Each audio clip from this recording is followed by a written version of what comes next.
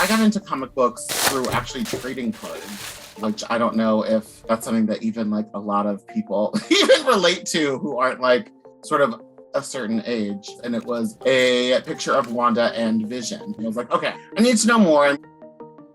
Some of her struggles, specifically with the MCU depiction of Wanda, resonates a lot with the gays. She's a long-standing Avenger. Her powers are really cool. Energy manipulation and just the ability to change reality itself. She's a witch. She can do magic. She is the Scarlet Witch. She's not just Wanda. I think it's a nice metaphor for making peace with the fact that you are not going to fit into society's standards, even if you try, and it's okay to be something else. She goes through all this trauma and it builds up and it just keeps building. You can relate to her on such a deeper level. Her storyline of having lost her parents and then losing her brother and then losing the love of her life. When did you kind of start noticing the character gaining such a large queer following? Probably like week 3 or 4 of WandaVision airing. Once WandaVision came out. WandaVision. Definitely WandaVision. So were you noticing that kind of resonance and that kind of fan base there earlier? Well, I mean, yeah.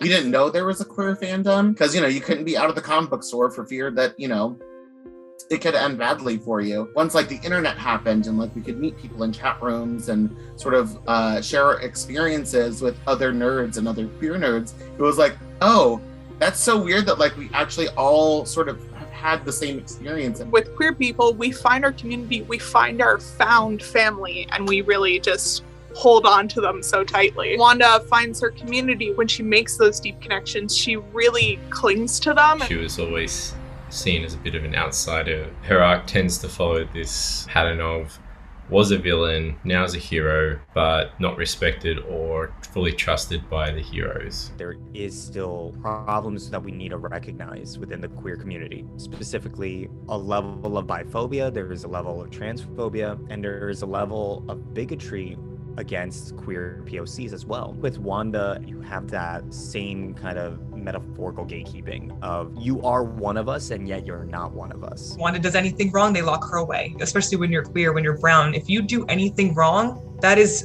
fuel for people to say, see, this is why they can't do anything ever. When you see people like Wanda who aren't getting the resources that they need, you relate to that because you see your own communities and them not getting the resources that they need. When it comes to, I think, why queer fans gravitate towards Wanda, it's because there's so much more than just our queerness. It's our intersectional identities as a whole.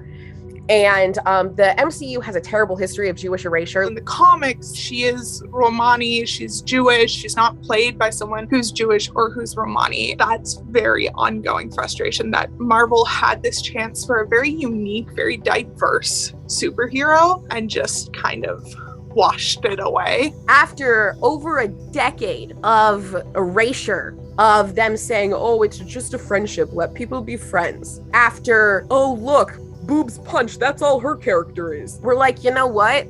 We're in our villain era too. People are saying, oh, she's getting this villain arc, she's transforming, and yes, I'm here for all of that. I want them to let her go feral. That's really exciting to watch because she's sort of living out this life that we all identify with, but getting the power to really defend herself in ways that we don't. Cultural phenomena or social phenomena are directly reflected in the comic books that we read. And it's stories like this, stories like Wanda's, that show those sort of deeper lines of how we connect to these characters and what makes them so important.